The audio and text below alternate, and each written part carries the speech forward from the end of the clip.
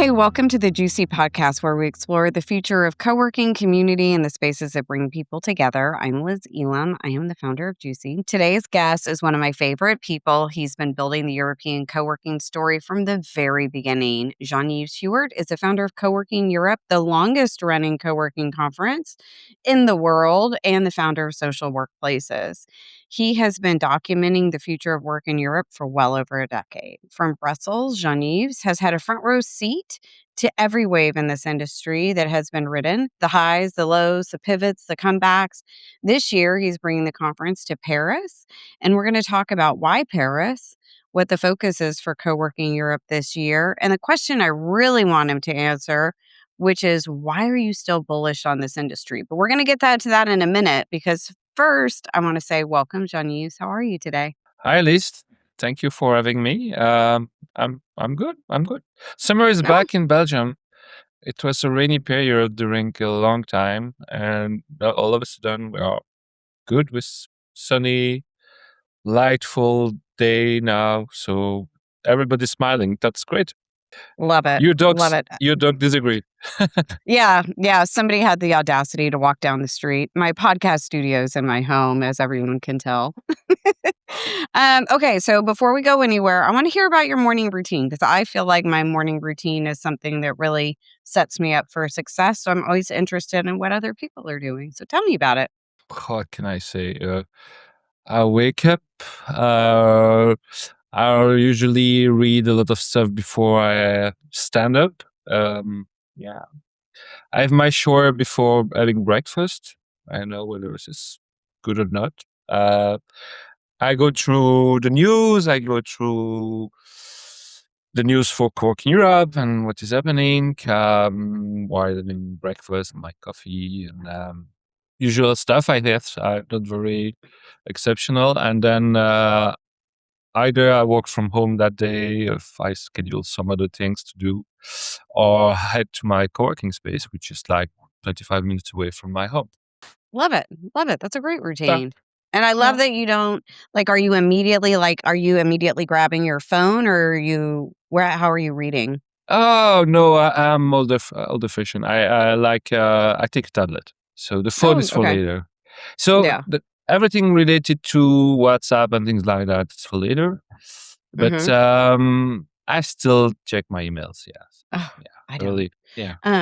Yeah, but everybody knows that about me. If you But if you LinkedIn don't want is a only response, email. after coffee. Yeah, Oh, good, good. Good to yeah, know. yeah. Okay. All right. So why, after 16 years, are you still doing this? Um, I'm not tired of it.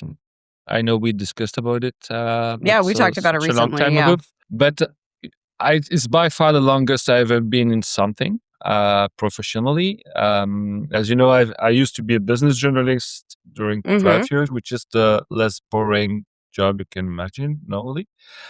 Still was bored after 12 years. And here, as you said, Mm. 16 years doesn't make me younger, definitely. But yeah, I don't have this feeling. Maybe also because, yeah, you know, I'm standalone and I have my own small company. So it makes me also think looks different. Every day is different. So sometimes indeed, as more than anyone, it can be a roller coaster. But at the end of the day, the day are going through very fast, and by the evening, almost in a second. And I guess it's an indication that you are doing things that are worth doing, and we have Yeah, and I impact. think When yeah, I think the other thing is you and I both are running our conferences as businesses. They're not nonprofits, they're not associations. So, we can make decisions, we can move very quickly. We don't have to get board approval for anything. So I think that the fact we're able to be so nimble is really helpful in the conference business. The other thing I think is interesting is there's recently a post on LinkedIn where somebody was like, conferences are dead. And I weighed in on it and was like, well, yeah, bad uh, conferences are dead. Good conferences that are changing and evolving are actually needed more than ever. And then I was on Instagram this morning, and everything was about how in person events is the future. And I happen to agree. I think we're so disconnected. I think we're going to become more disconnected with AI and solopreneurs. And I think conferences are doing nothing but excelling. And your conference in Berlin was a testament to that. Last year in Berlin, y'all, Jean-Yves had over 500 attendees, which is fantastic. And you hadn't seen that since when? But you had had 500 once before, hadn't you? We had 600, yeah, before Mm, COVID. We had yeah. that in Amsterdam and Warsaw almost.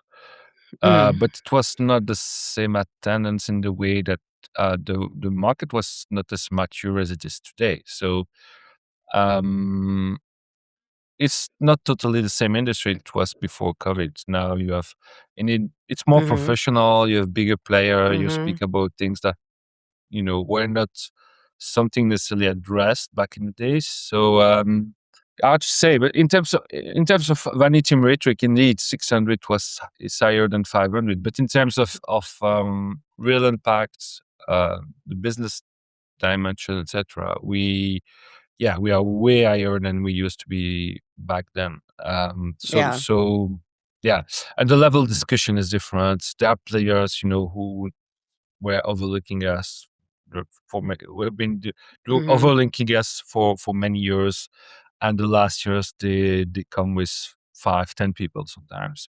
And indeed, we feel like we are in the heart of something bigger happening, and I guess we are one thermometer for that. We are a sensor to gauge whether this something is happening. Um, and as for I think any industry which is maturing, you have a number of things that are happening. So having some bigger events is also an indication that something is happening, that it's sustainable enough or big enough to sustain a bigger conference, bring more mhm, players, and also enlarge the discussion to all the different stakeholders that we used to have.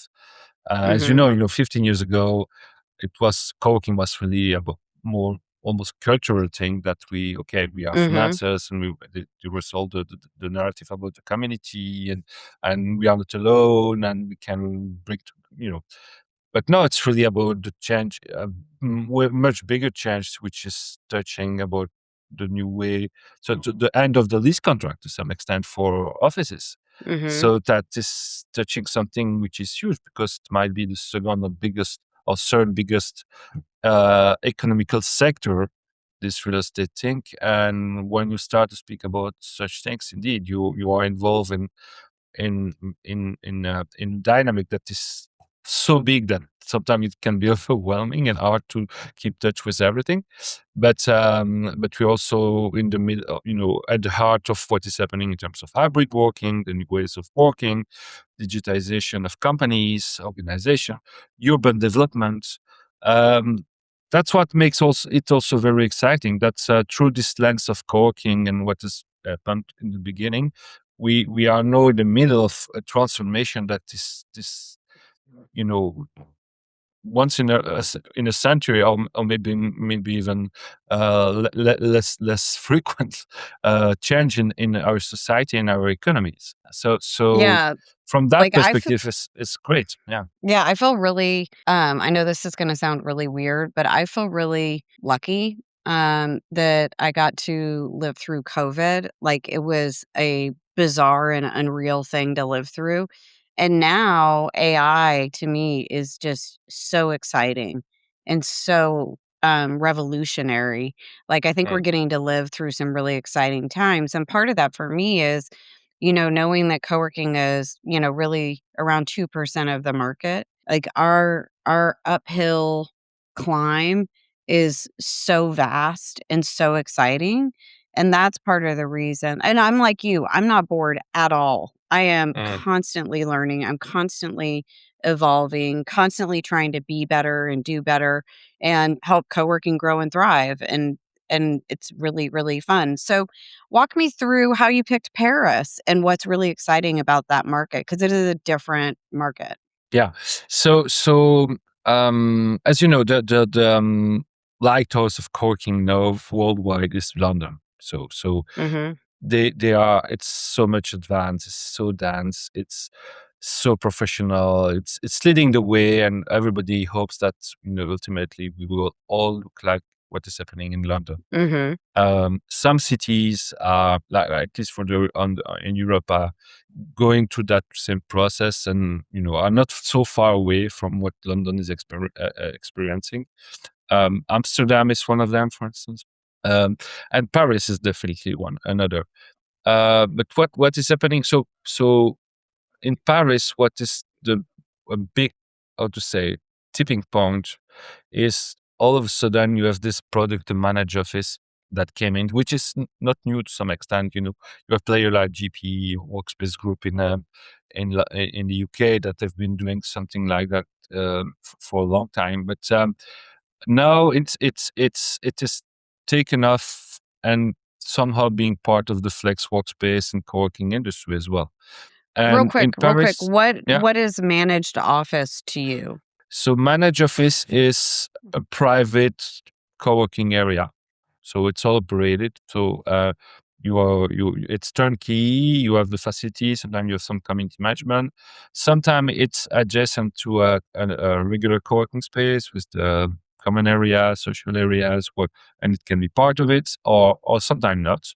But basically, the service it's when you are too big to have a private office in a co-working space, but still you Yeah. want to get the flexibility, the short term, the everything ready, the scalability.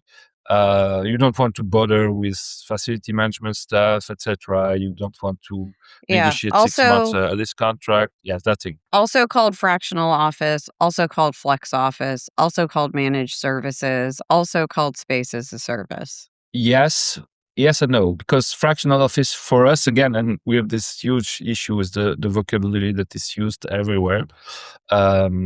Or sometimes people disagreeing in the same city about what they do and how they want to call it. But managed office is more like they call it in France bureau opéré, which means operated office, literally. But you could say service suites sometimes. Of yeah, no, it's everything is a little bit overlapping, but the good news is that everybody understands that somehow it's part of the same family of product that are service oriented, more flexible. You provide with the whole with all in services. You don't have to care about anything which is related to Mhm. the furniture, the Wi-Fi, anything, even security sometimes, etc. And what is striking is that it has happened over the last 2 years, I would say, in Paris.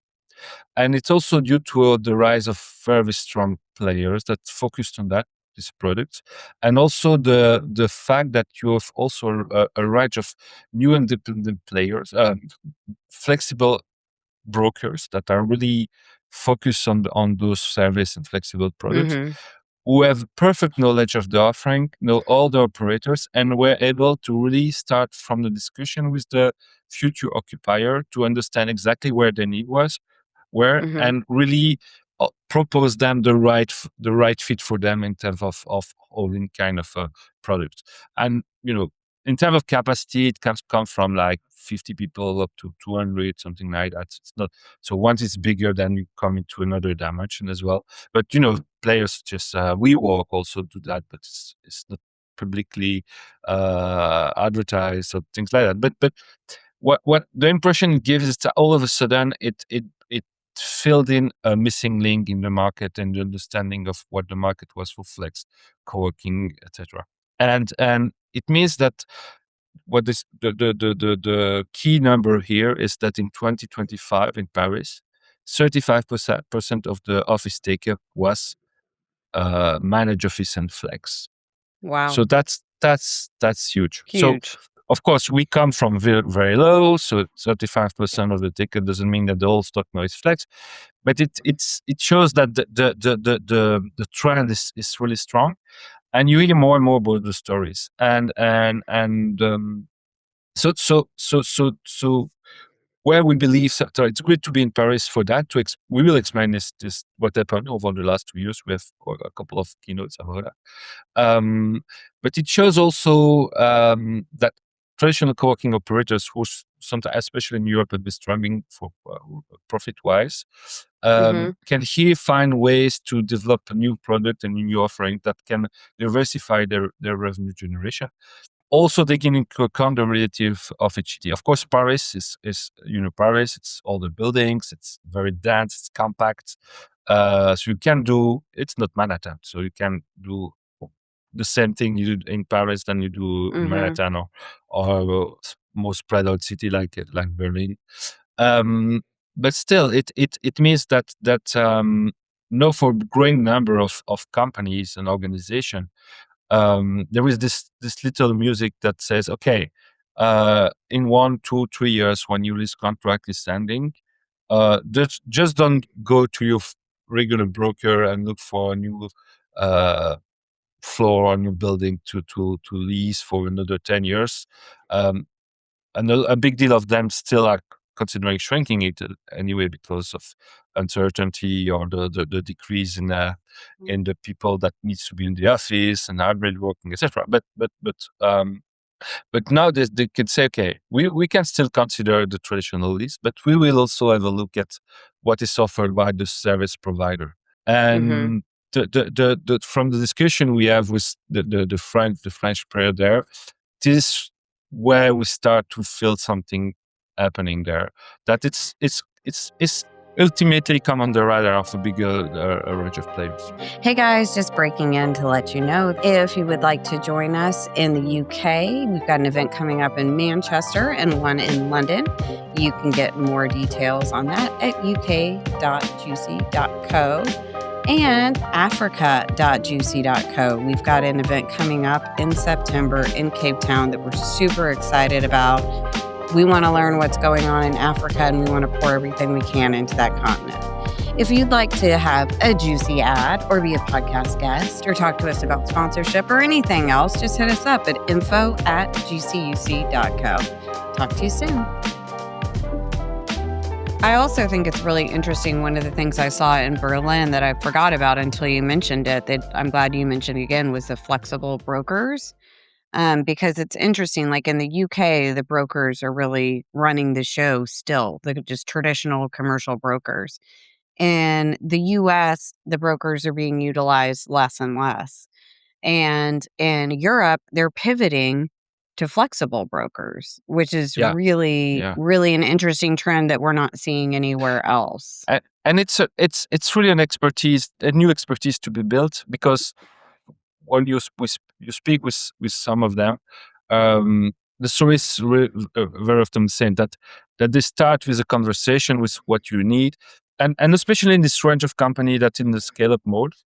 So they Mhm. started 10, 20, etc., especially in Paris, which is one of the 10 biggest metro in the world, where VC money comes there, etc. So you have a lot of Mhm. stories like this, and they have been educated with the co-working mood, the co-working culture, but the co-working, even a private offices for 30 people, 30 desks is too small for them.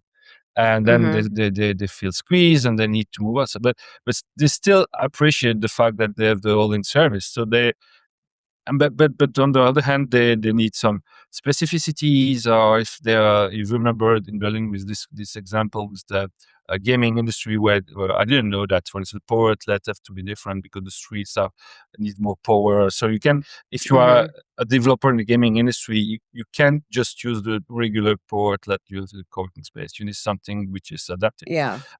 And here is a little bit the same story. And based on that, based on, okay, we have more people coming from this area, or people want consider this thing more than another. They, because all those and sometimes they're very young. It's very interesting because they spend a lot of time visiting all the locations. So some big players focus on managed office. They operate more Mhm. than 100 locations. They are not small players at all. And so and those intermediaries, because they invest the time and know personally also the people, um, they close the deals. And maybe traditional brokers that we know, remain focused on the big guys, the big corporates, the big member, Mhm. etc. There is this slice of the market that is becoming more and more important that wasn't addressed so far, or was not a priority for them, and left the door opens for this new generation of players, Yeah. sometimes with a lot of influence as manager for co-working space, actually. Mhm. And now it's paying off.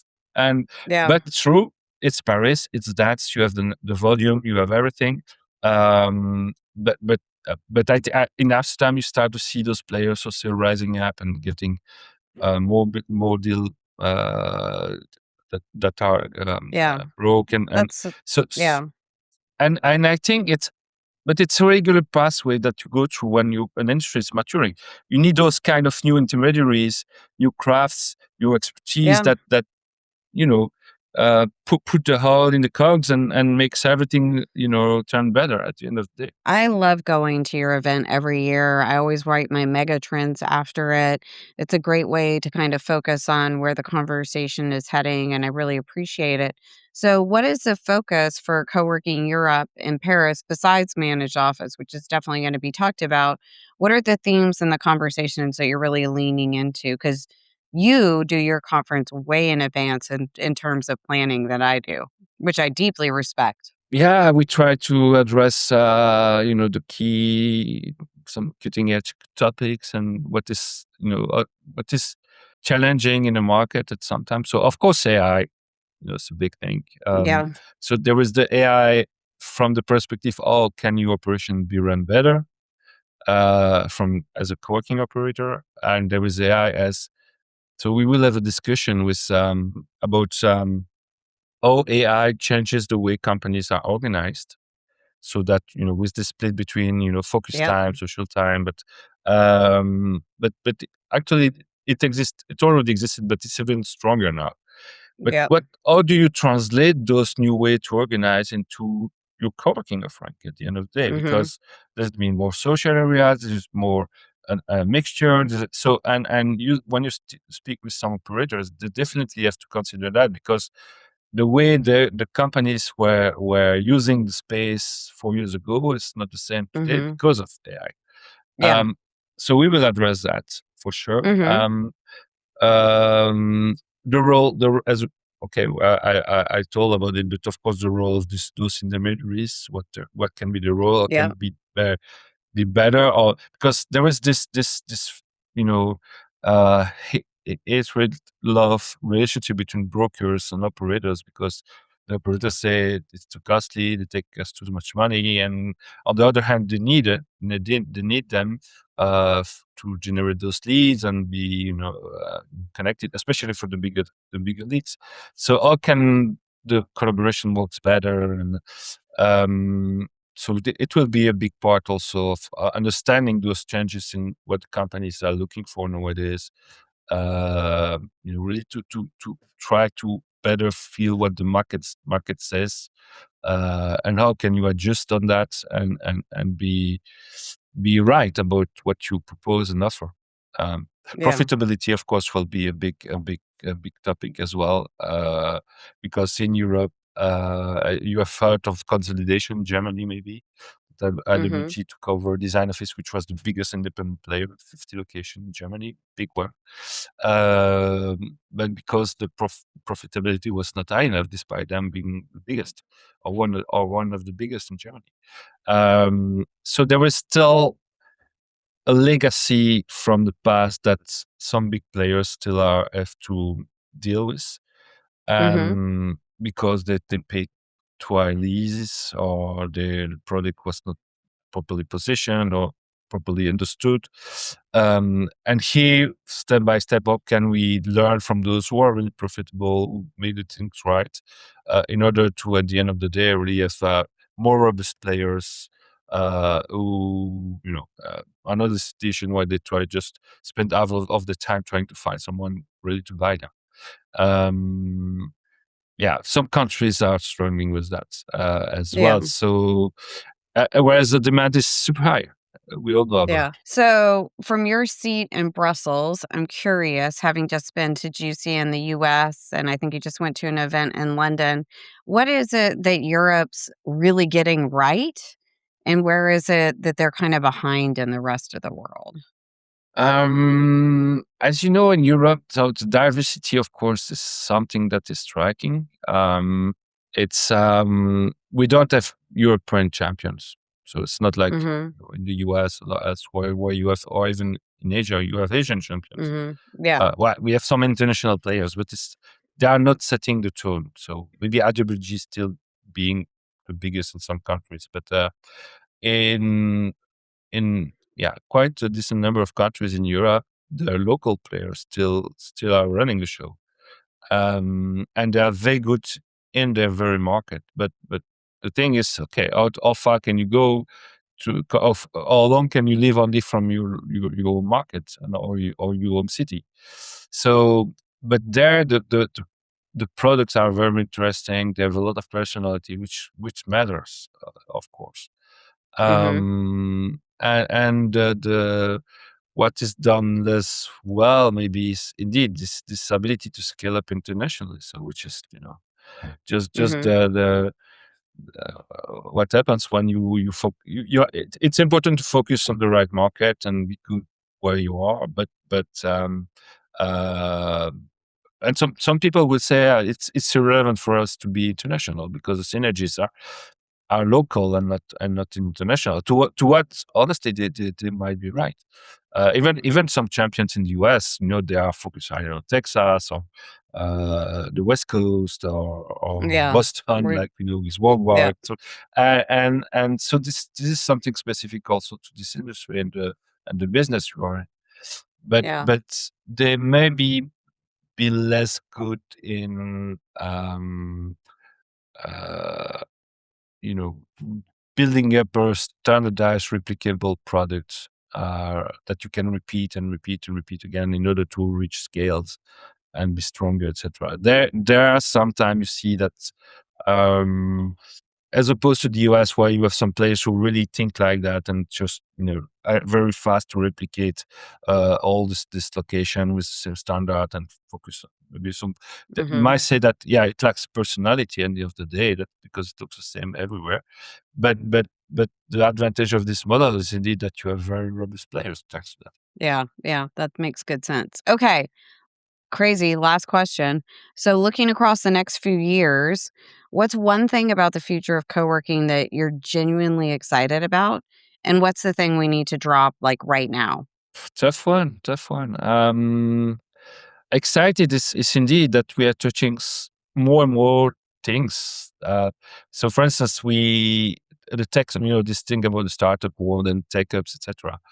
During very long time, we figured out that it was separate worlds. Tech ups we are not co-working, we are accelerators or we are whatever Mhm. incubators, etc. But the more we move forward, the more you see those guys. They also need to run the meeting rooms. They also need to be competitive with the pricing, have the right location. So there is a convergence on that. So integrating this world of incubators and startup, um, you know, operate ecosystem that are hosted in a building and actually at the end of the day, what else than co-working? Um, this is making us again more relevant for what is happening in the economy Mhm. economy in a way. So it's a Station F. This is the biggest incubator in Europe. It's very well known in Paris. Um, the companies that are hosted just as Station F, which I don't 14,000 square meter, I think, something like that. Uh, they raised 1.5 billion euro last year. So they are an Wow. engine generating a Mhm. capital pool of 1.5 billion euros. So this means that for our economies, we are becoming very structuring and very important. And Yeah. so that to get just one example, we see that in the biotech sector and medical houses, things like that. It's the same process. It's service oriented. It's flexible. Mhm. Changing the real estate world in a big on a big scale, and being part of that is really exciting. And what we should um, stop lying to ourselves about the fact that profit profitability is still an issue in this market Mm-hmm. Mm-hmm. and address it the right way. And if no, we have too many taboos. Um, Vocabulary again is one issue, but and we need to face things as they are and not like we dream it was like 10 years ago. Yeah. Yeah. Yeah. Okay. I lied. One more question. What question should I have asked you, but I didn't? And then you get to answer it, of course. When Basically, is do my job for me. where is the conference in Right. Good Paris? question. So the conference is in Paris. It will take place at the Hmm. Pullman Hotel in Montparnasse, which is a huge hotel. We have it's 1,800 square meter of venue, which is huge. We expect Huge. 600 people, 50 countries represented. A lot, every topics will be addressed. Hopefully, a lot. We have a nice tour of the co-working spaces in Paris. You will enjoy it dramatically. I guess you will have the most palace-looking kind of co-working space, and Mm. also very Yeah. innovative ones. So everybody, we are very happy because now we really see that the French ecosystem is, getting engaged and excited about the fact that Coworking Europe is taking place in Paris, and it's on November 5 and 6, and it's 6 is a Friday, so you can stay over on the weekend if you want to enjoy the Paris delights, and in early November can still be sunny. And if you are not using this opportunity to write off a trip to Paris, what are you even doing with your life? Yeah. I mean, really. You say You it. need to Yeah. go examine everything if you're not going to Paris and you're in co-working. Exactly. And you Yeah. remember the Olympics 2 years ago in Paris? Mhm. Mhm. It will be better. Yeah. Excellent. I love that. Better than the Olympics. That should be your Yeah, tagline. exactly. I remember about the co-working tours I went on. What year was that you were there? Like 2012 or something? 2012. Yeah, And 2012, you were in Paris. And I just remember I have all these photos because there were all these amazing staircases, but definitely wear your trainers on the tour because you're going to do a lot of steps. So it's a workout and co-working tours. So you have that going for you as well. yeah, yeah. Um, so But there were Jean-Yves, no thank Uber you. then. Yeah, There were no Uber exactly. then. No, they are there. Yeah. Well, thank you so much. It's such a pleasure having you on, and I My love pleasure. counting you as a friend who makes me laugh all the time. Um, Thank you, Liz. Thank you for everything you've built for this industry. I think most people know I've talked about it a bunch of times. Before I started Juicy, the first thing I did was go to Coworking Europe and talk to Jean-Yves, and we've been friends ever since. So the European co-working store would not be where it is without Jean-Yves, and I can't wait to join you on stage in Paris again. And thanks to everyone for listening to the Juicy podcast. If you enjoyed this conversation, please take a moment to like and follow and subscribe so you never miss an episode about the future of co-working and community. If you want to keep the conversation going in person, our next Juicy is in September in Cape Town in Africa. You can get tickets at africa.juicy.co, or you can head to the fabulous London scene in October and get tickets at uk.juicy.co. And if you want to be connected 24/7, 365, we do have Juicy membership where you can be connected with your peers and get resources and stay connected to me. I'm in it every single day. So thanks for listening, and we'll see you next time on the Juicy Podcast.